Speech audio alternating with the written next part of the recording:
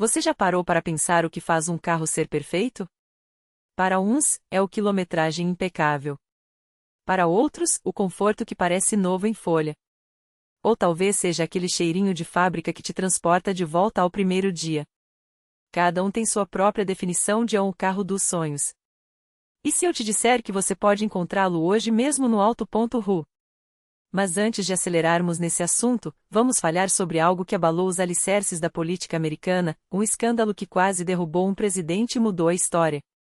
Há exatos 25 anos, em janeiro de 1998, o mundo assistiu a uma das maiores crises políticas dos Estados Unidos, o processo de impeachment do presidente Bill Clinton. Você certamente já ouviu essa história 1000 vezes, o caso com a estagiária Monica Lewinsky, as mentiras sob juramento, a quase queda de um dos homens mais poderosos do planeta. À primeira vista, parece apenas mais um escândalo de infidelidade envolvendo um político. Mas quando mergulhei nos detalhes, confesso, fiquei estarrecido com o que descobri. Porque o Ammonica-Gatti, como ficou conhecido, não foi apenas sobre um caso extraconjugal. Foi uma trama digna de um thriller político, onde se misturaram corrupção, guerras de poder, interesses financeiros obscuros e até mesmo conflitos que ecoariam na Europa. E no centro dessa tempestade? Uma jovem de 22 anos, Mônica, que se tornou peão em um jogo muito maior do que ela poderia imaginar. Antes de seguirmos, um aviso importante: nosso canal tem crescido como nunca, com milhares de novos espectadores acompanhando nosso conteúdo. Se você ainda não é inscrito, está perdendo análises exclusivas como esta. Clique no botão de inscrição e ative o sininho para não perder nada, publicamos 2 vídeos por semana que vão te surpreender. Agora, prepare-se para uma história que parece saída de um roteiro de Hollywood, mas é 100% real. Imagine uma peça de teatro onde o palco é o poder, os atores são ambiciosos e as apostas são altíssimas. Bill Clinton, antes mesmo de ser presidente, já era uma figura central nesse enredo. Tudo começou em 1978, quando ele ainda era procurador-geral de Arkansas. Junto com sua esposa, Hillary, uma advogada brilhante e parceira em um dos escritórios mais influentes do estado, formavam o que hoje chamaríamos de Power Couple, ele, um político em ascensão, e ela, uma profissional respeitada. Mas por trás dessa imagem impecável, algo se movia nas sombras. Foi nesse contexto que 2 casais de empresários, os MC Douglas e os Clintons, se uniram em um negócio que, à primeira vista, parecia inofensivo: a compra de um terreno às margens do rio White River. O plano? Transformar 93 hectares em um paraíso turístico, com casas de campo, trilhas e pesca, aproveitando os baixos impostos sobre imóveis na região, sim, aquele mesmo esquema que você viu em Ozark. O investimento inicial? $200 mil, com uma fortuna para a época. E assim nasceu a Vitevater Development Corporation, uma empresa que, no papel, promovia desenvolvimento, mas que se tornaria o primeiro fio de uma meada muito mais complexa. Aqui começa o verdadeiro jogo de xadrez. Em 1982, James C. Douglas, sócio dos Clintons nesse empreendimento, compra um banco falido e o transforma em uma instituição financeira chamada Madison Guaranty Savings e Loan. Em apenas 4 anos, os ativos dessa empresa saltaram de $6,5 milhões para incríveis $125,5 milhões. Coincidência? Talvez. Mas havia um detalhe intrigante: MC Douglas era um dos principais doadores da campanha de Clinton para governador. E os rumores de que o banco crescia demais, rápido demais, começaram a circular. Enquanto isso, Clinton se tornava o governador mais jovem da história de Arkansas, implementando reformas na saúde que o projetaram nacionalmente.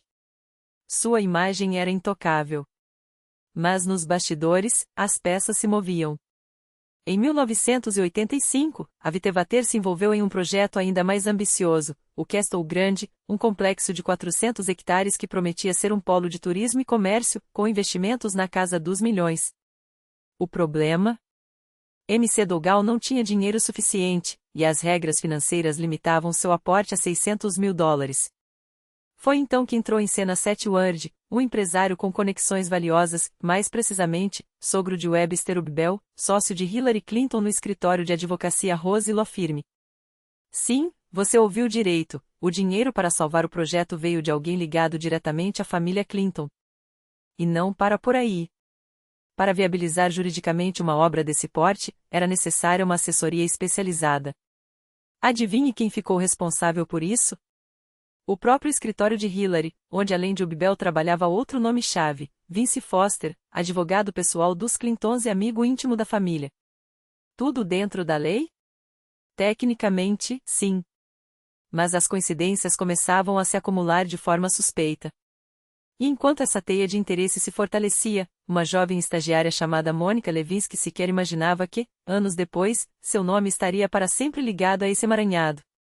Porque o que começou como um caso de infidelidade se transformaria na ponta do iceberg de um esquema muito maior, um esquema que quase derrubou uma presidência e expôs as entranhas do poder nos Estados Unidos. Mas essa história está só começando.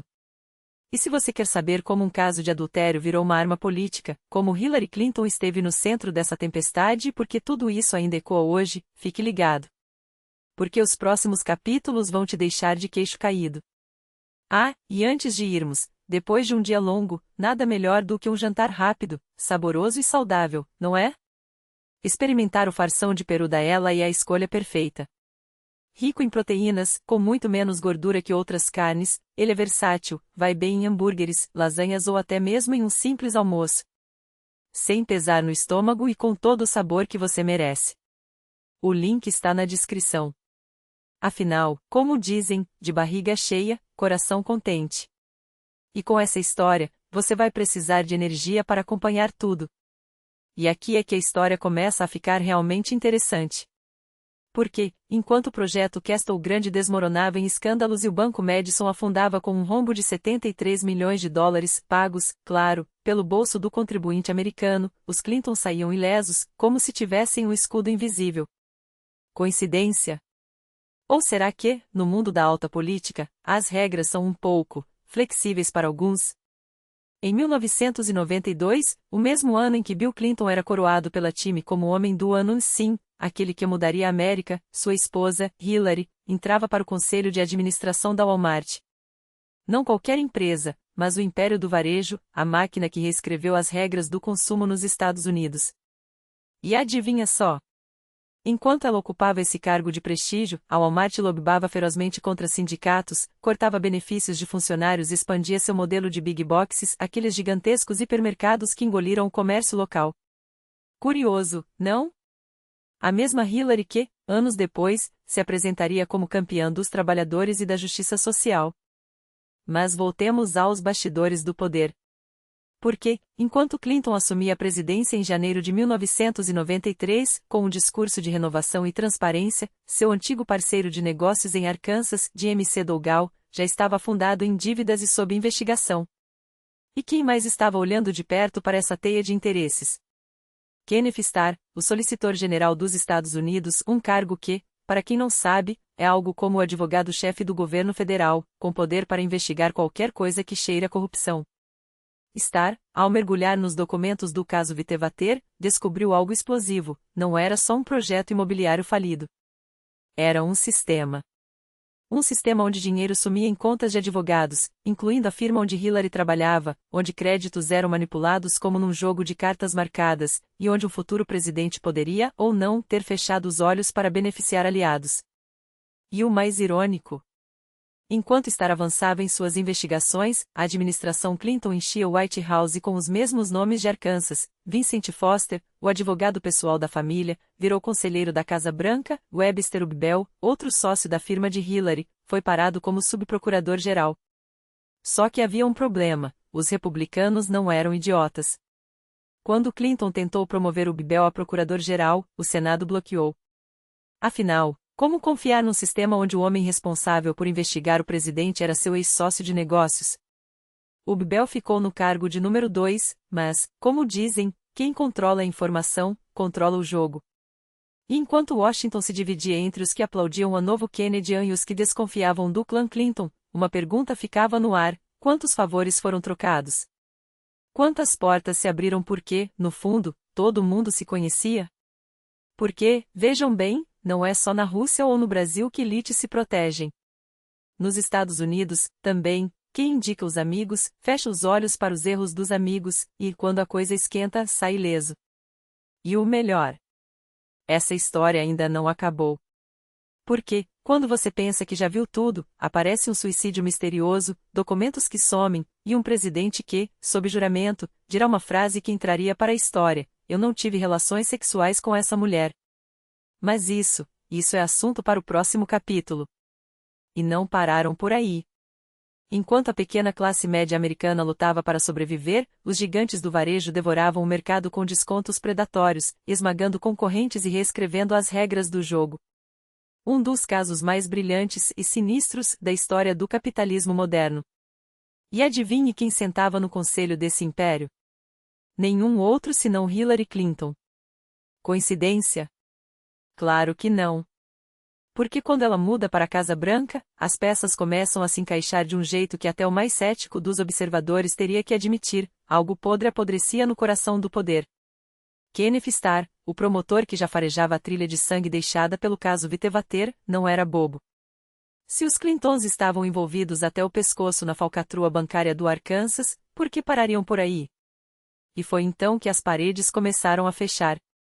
Primeiro, veio a pressão da imprensa, vazamentos estratégicos, nomes saindo dos armários, a sombra da suspeita pairando sobre a família presidencial. Republicanos, é claro, não perdiam a chance de apertar o cerco.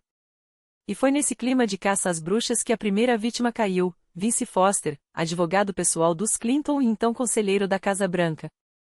Em julho de 1993, ele foi encontrado morto. Suicídio, disseram. Depressão, explicaram. Mas quem acredita que um homem no epicentro do poder, com acesso a segredos capazes de abalar uma presidência, simplesmente desmorona por causa de manchetes? Foster não aguentou a pressão, dizem. Ou será que ele sabia demais? Porque logo depois, em abril de 1994, outro peça-chave do quebra-cabeça da Alfora, Webster Ubbell, sócio de Hillary na advocacia e então subprocurador-geral dos Estados Unidos, pede demissão. Não qualquer demissão, ele abandona o cargo para se tornar um consultor de famílias indonésias ricas e de uma gigante da cosmética, a Revlon. $700 mil por ano. Em 1994. Dinheiro que nem sonho de loteria explica. Starr olha para aquilo e pensa: então é assim que se compra silêncio? Foster se mata, Ubbell foge com uma aposentadoria dourada, e o que sobra é a suspeita de que aqueles cheques gordos eram, na verdade, propina disfarçada, o preço do esquecimento sobre os esquemas do Arkansas. Mas o inferno estava só esquentando. Em maio de 1994, Paula Jones, uma funcionária pública do Arkansas, entra com um processo contra Bill Clinton. Assédio sexual. Aconteceu anos antes, quando ele ainda era governador. Não havia provas contundentes, não havia testemunhas irrefutáveis, mas havia algo muito pior: um processo judicial com o nome do presidente dos Estados Unidos como réu. Os advogados de Clinton tentaram enterrar o caso, mas a máquina já estava em movimento. E enquanto a imprensa devorava cada detalhe, Starr ganhava uma promoção, de promotor comum a procurador independente, um cargo criado justamente para investigar quando o conflito de interesses é tão grotesco que nem o Departamento de Justiça consegue lidar com ele. Agora, Starr tinha carta branca. E ele não ia desperdiçá-la. Com uma equipe de elite e o respaldo de um magnata do setor de seguros, um tal de Walter Caillé, amigo próximo e doador generoso, ele começou a cavar fundo.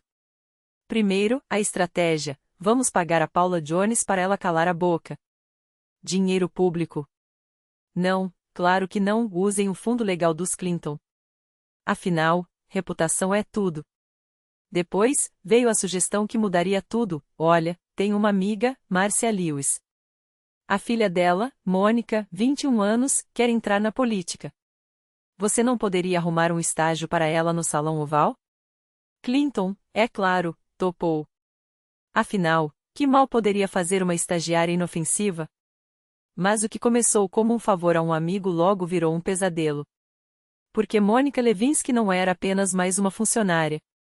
Em novembro de 1995, enquanto o governo federal entrava em chatidão, aqueles períodos em que Washington para por falta de verba e só um esqueleto de funcionários continua trabalhando, ela e o presidente, sozinhos no West Wing, cruzaram uma linha. Primeiro, flertes. Depois, encontros acidentais. Até que, em questão de dias, o affair estava consumado. Ela, uma garota de 21 anos, fascinada pelo poder.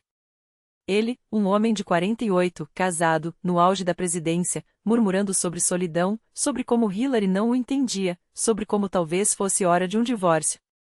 As fitas que viriam à tona depois revelariam um roteiro patético, o mesmo discurso de qualquer homem casado em viagem de negócios, prometendo o mundo a uma jovem ingênua. Eu vou me separar. Você é especial. Mentiras que ela engoliu e que o país engoliria também, se não fosse pela teimosia de estar.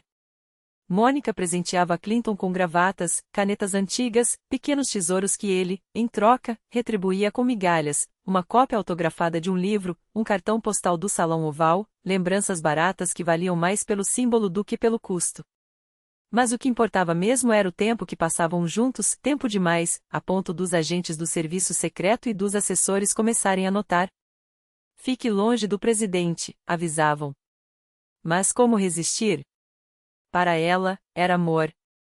Para ele, era um jogo perigoso que, em 19 de fevereiro de 1996, acabou do jeito que todos os casos extraconjugais terminam, com um é melhor a gente parar. Só que, em abril daquele ano, Mônica foi transferida. Para longe dos olhos, longe do coração, ou pelo menos era o que Clinton esperava. Mas o dano já estava feito.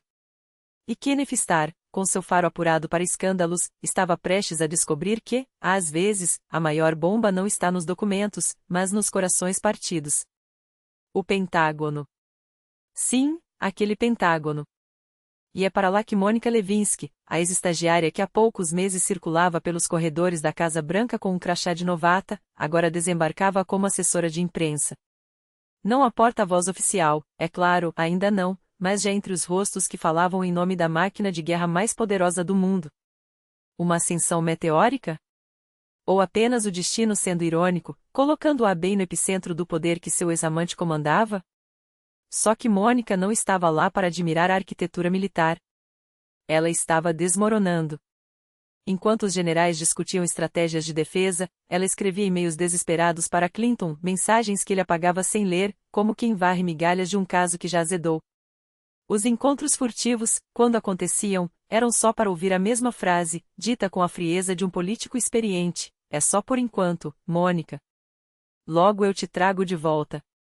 Como se o Pentágono fosse um exílio temporário, e não um lugar onde sonhos de amor se transformavam em cinzas. E ela acreditava. Ou melhor, precisava acreditar. Porque a alternativa, admitir que tinha sido apenas um brinquedo descartável, era insuportável. Mônica, a jovem que sonhava com contos de fada, agora colava recortes de Romeu e Julieta no Washington Post, sabendo que o jornal chegaria à mesa do presidente. Uma mensagem codificada, um grito de "lembra de mim", que se perdia entre os briefings de segurança nacional. Enquanto isso, para Linda Tripp, sua nova amiga de almoço, ela desfiava cada detalhe do romance, as promessas, as traições, a humilhação de ser ignorada. Ele não responde meus e-mails. Liga e desliga. Como se eu fosse louca. E, de certo modo, ela estava louca de amor, de dor, de uma obsessão que a cegava para o óbvio. Ele já tinha seguido em frente. Mas Linda Tripp não era apenas uma ouvinte compassiva. Era uma armadilha. Uma mulher que havia dedicado a vida a servir o governo, primeiro sob Bush pai, depois forçada a permanecer na administração Clinton, um presidente que ela desprezava. Para ela, Clinton era o inimigo, o homem que queria destruir os militares com suas políticas, que havia ordenado o saque dos documentos de Vince Foster, seu chefe, seu amigo, cujo suicídio ainda a assombrava, como se a verdade fosse um incômodo a ser varrido para debaixo do tapete. E agora, ali estava Mônica, entregando-lhe em bandeja a arma perfeita para derrubá-lo. Você tem provas? Perguntou Linda, com a calma de quem já sabia a resposta. E Mônica, ingênua, entregou tudo, os encontros no Oval Office, o vestido azul com aquela mancha, as ligações que ele nunca mais atenderia. Guarde esse vestido. Não lave. Um dia, pode ser sua salvação, sussurrou Tripp, enquanto gravava cada palavra em segredo. Porque, em outubro de 1997, quando o Supremo Tribunal anunciou que o processo de Paula Jones, outra mulher que acusava Clinton de assédio, ganharia as manchetes, Linda já tinha um plano. E um aliado, Michael Isikoff, repórter do Newsweek que caçava escândalos sexuais do presidente como um detetive atrás de um serial killer. Só havia um problema: As gravações eram ilegais. Publicá-las seria arriscar tudo: a carreira, a credibilidade, talvez até a liberdade. Ninguém vai tocar nisso, avisou Isikoff. É dinamite demais.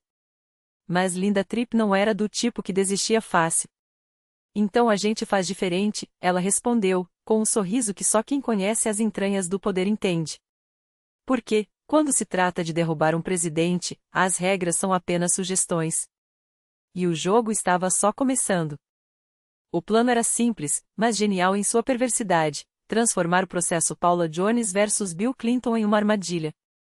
Vamos dar um empurrãozinho nos advogados dela, sugeriu Tripp, com um brilho nos olhos que só quem já manipulou destinos entende. Uma fita anônima, um nome sussurrado: Mônica Lewinsky. Chamem-na como testemunha. Ela também foi vítima de assédio. Como a Paula. A isca estava lançada. E em dezembro de 1997, Mônica recebe a intimação que mudaria tudo, não só sua vida, mas a de uma nação. O pânico a engole. Como eles sabem de mim?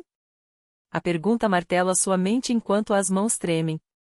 Ela não tem saída. Corre para a única pessoa que, ironicamente, poderia salvá-la, um homem que a colocará naquela situação. Em 28 de dezembro, Clinton a recebe com seu sorriso calculado e a orientação friamente prática: negue tudo. Sob nenhuma hipótese admita que houve algo entre nós. Mônica, com 24 anos e o mundo desabando sobre ela, assente. Direi que fui apenas uma estagiária. Que nunca houve nada. Eles combinam a versão. E, como recompensa pelo silêncio, lhe oferecem um novo emprego. Em janeiro de 1998, ela passa a trabalhar na Revlon, onde, por coincidência, o consultante é Vernon Jordan, ex-braço direito do Procurador-Geral dos Estados Unidos. Um amigo de Clinton. Um homem que sabe como as coisas realmente funcionam em Washington. Enquanto isso, o processo Jones versus Clinton segue seu curso. Mônica é chamada a depor. Assina um documento, sob juramento, negando qualquer relação sexual com o presidente. Clinton faz o mesmo: trabalhei com ela. Só isso. Tudo registrado, tudo oficial. Caso encerrado. Até que, em 12 de janeiro de 1998, Luciane Goldberg bate à porta de Kenneth Starr com uma informação que faria qualquer promotor salivar: Clinton e Lewinsky mentiram sob juramento. E eu tenho as provas. As fitas de Linda Tripp, aquelas mesmas gravações ilegais, obtidas à sombra da lei, são colocadas sobre a mesa. Starr, um homem que já caçava Clinton há anos por corrupção em Arkansas, vê ali não apenas um escândalo sexual, mas a alavanca para derrubar um presidente. Se ele mentiu sobre sexo, mentiu sobre tudo, raciocina. E se mentiu sobre Vitevater, sobre os $700 mil pagos a Webster Ubbell, aquele salário a suspeito da Revlon, então o império de mentiras de Clinton estava prestes a desabar. O problema? As fitas eram ilegais. Inadmissíveis em tribunal. Mas Starr não é homem de se deter por detalhes tão mesquinhos. Ele vai ao FBI com um argumento irrefutável: isso é uma questão de segurança nacional. Se o presidente mente sob juramento, que outras mentiras ele esconde? O FBI, é claro, concorda. E assim, com uma canetada, as gravações de Tripp se tornam legais, desde que obtidas agora com autorização. Linda, então, marca outro almoço com Mônica no Ritz-Carlton. Desta vez, com microfones oficiais escondidos. Mônica, ingênua ou desesperada, repete a mesma história. Ele apaga minhas cartas. Me evita. Mas eu guardei aquele vestido. Starr tem o que precisa. Em 16 de janeiro, o caso Lewinsky é oficialmente anexado à investigação Vitevater. A armadilha está armada. Mas Starr quer mais. Quer tudo. Alguns dias depois, Mônica chega ao Ritz-Carlton novamente, esperando encontrar Linda. Em vez disso, é recebida por agentes federais. 10 horas de interrogatório implacável. Sem advogado. Sem saída. Você mentiu sob juramento. Isso é perjúrio. 25 anos de prisão. Ameaças veladas, isso é segurança nacional. Mônica, com 22 anos e o peso do governo dos Estados Unidos sobre seus ombros, quebra. Eu farei o que vocês quiserem. Eles querem que ela use um gravador escondido na próxima reunião com Clinton. Se você não cooperar, você vai para a cadeia. Se ele descobrir, você morre. Sim, literalmente. Eles chegam a sugerir que atiradores estarão posicionados no telhado da Casa Branca, caso ela alerte Clinton. Mônica, aterrorizada, concorda em testificar.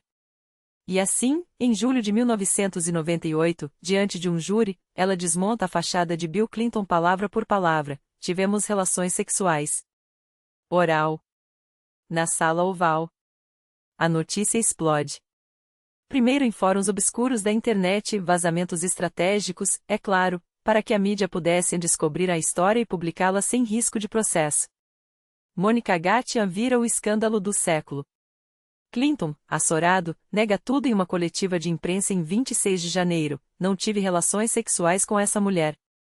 Uma mentira que selaria seu destino. E Linda Tripp. Ela observa tudo com um sorriso de satisfação. Eu a salvei, diria mais tarde, sem um pingo de ironia. Ela estava sofrendo. Eu a livrei desse sofrimento. Como se destruí-la e, de quebra, um presidente fosse um ato de misericórdia. A lógica perversa daqueles que acreditam que o fim justifica qualquer meio. Porque, no fim das contas, não se tratava de justiça. Tratava-se de poder. E em Washington, o poder não perdoa. Nem mesmo uma estagiária de 22 anos. E então chega o momento em que a história se repete como farsa ou, pior, como uma tragédia grotesca. Nunca tive relações sexuais com essa mulher. A frase, proferida por Clinton em 26 de janeiro de 1998, ecoou como um desafio ao bom senso, uma mentira tão descarada que até o ar na sala deve ter estremecido. Mas era apenas o primeiro ato de um teatro do absurdo que se desdobraria nos meses seguintes. Julho de 1998, Mônica Lewinsky, sob juramento, desmonta a farsa. Sim, houve relações. Sim, foram inapropriadas. Sim, o presidente dos Estados Unidos, o homem mais poderoso do mundo, mentiu. Agosto do mesmo ano, Clinton, açorado pela inevitabilidade, admite. Sim, tive um relacionamento impróprio. Mas aí começa a dança das palavras, a ginástica semântica que só advogados e políticos dominam. Depende do que você entende por um relacionamento. Ponto. Não foi sexo completo. Foi um erro, mas não um crime. Como se a gravidade da traição, à nação, à esposa, ao cargo, pudesse ser medida em graus de penetração. E então, a cena mais surreal, Hillary Clinton entra em campo. Com uma frialdade que gelaria o sangue de Maquiavel, ela se coloca ao lado do marido, não como vítima, mas como estrategista. Eu o apoio incondicionalmente.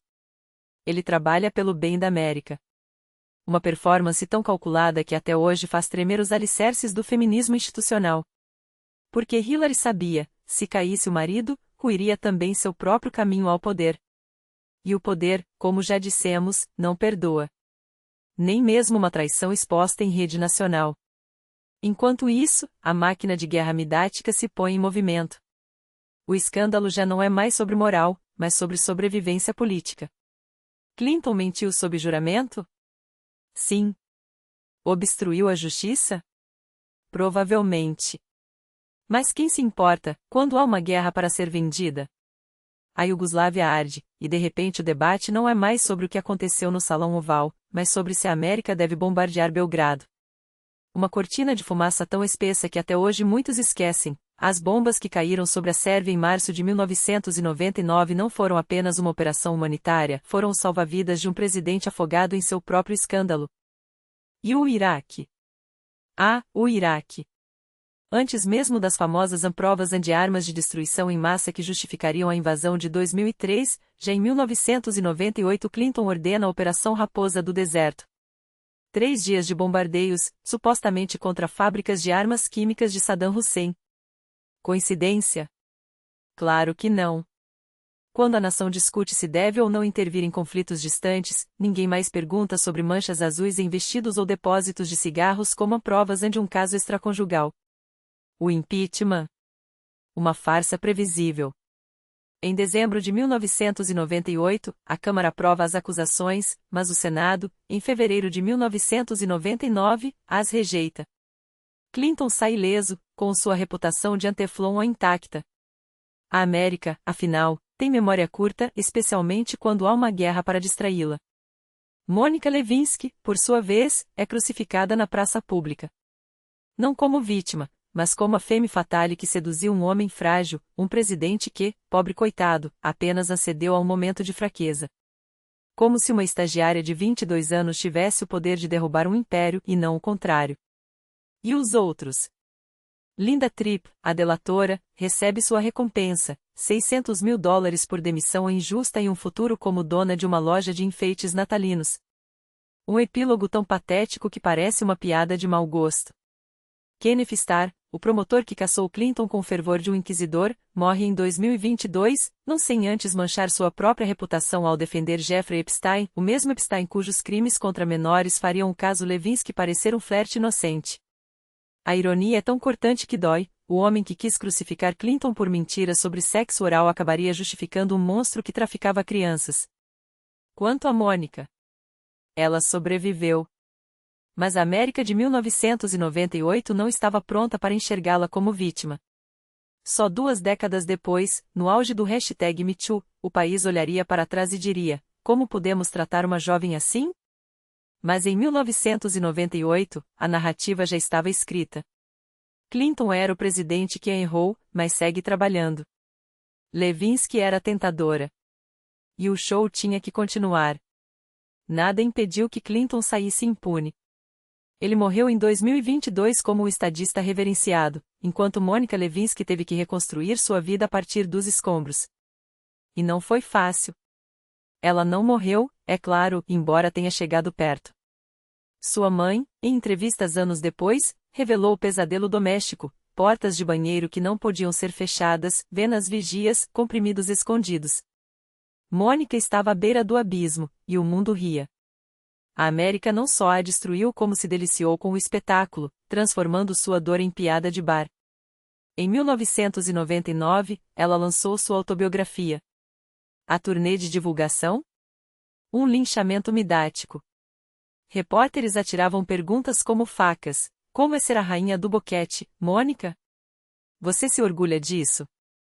Ninguém queria saber como ela se sentia. Ninguém perguntava sobre as noites em claro, a vergonha que queimava como ácido, a sensação de ter sido esmagada por um sistema que a usou e jogou fora. Hoje, reler aquelas manchetes dá náusea.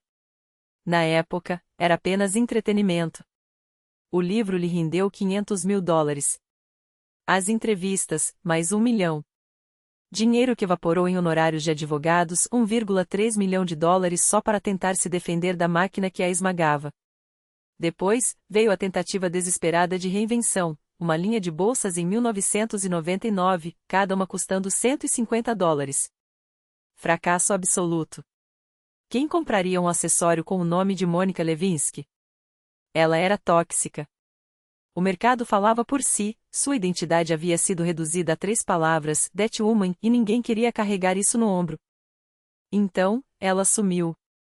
Mudou-se para Londres, tentou estudar, tentou viver. Mas o passado a perseguia como uma sombra. Em qualquer entrevista de emprego, a pergunta era inevitável: você é aquela Lewinsky? Não importava se era para um cargo em marketing ou em atendimento ao cliente, o estigma precedia. Desculpe, mas a imprensa vai querer falar com você. E a gente sabe o tipo de pergunta que eles fariam. Ninguém queria arriscar. Ninguém queria ela. Os anos passaram. Em 2014, Monica voltou aos holofotes com um artigo corajoso na Vanity Fair, onde desnudou a hipocrisia de uma sociedade que a crucificou enquanto aplaudia seu algoz. Eu era a piada. Ele era o presidente. Foi um grito de guerra que ressoou no nascente movimento #MeToo. De repente, ela não era mais a vilã, era a primeira vítima de uma cultura que protegia homens poderosos enquanto destruía mulheres. Mas a redenção pública não trouxe paz. Como ela mesma admitiu, o trauma não se apaga com um hashtag. Em 2019, produziu um episódio de American Crime Story sobre o escândalo. Linda Tripp, a amiga que a traiu, morria em meio a complicações de saúde. Mônica poderia ter cuspido veneno, afinal, Tripp havia gravado suas conversas íntimas, entregando-a como sacrifício. Mas, em um gesto que falava mais de sua resiliência do que de qualquer perdão, ela declarou: minhas últimas palavras para ela foram de ódio. Mas agora, diante de sua dor, só desejo que ela se recupere. Era como se, depois de décadas sendo definida pela raiva alheia, ela finalmente escolhesse não ser mais refém daqueles que a quebraram. Hoje, Mônica Lewinsky é um símbolo, mas não do jeito que queriam. Não é a sedutora, nem a culpada. É a prova viva de como o poder esmaga os pequenos quando eles atrapalham seus jogos. Clinton seguiu sua vida. Reeleito, aposentado, idolatrado. Hillary, candidata à presidência, derrotada por um homem que se gabava de assédio, mas ainda assim no centro do poder. E Mônica? Uma mulher que, aos 21 anos, foi atirada na fogueira por ter se envolvido com um homem errado no momento errado. Essa é a história de como uma jovem pode virar peão em uma guerra que não era sua. De como a política devora pessoas e as cospe como lixo. De como a América adorou odiá-la até precisar dela para justificar seu próprio arrependimento. Mas arrependimento não paga contas. Não devolve a dignidade. Não apaga as cicatrizes. E enquanto os aplausos soam para os poderosos que sobrevivem a seus próprios escândalos, Mônica Lewinsky ainda carrega, sozinha, o peso de uma nação que preferiu rir a enxergar.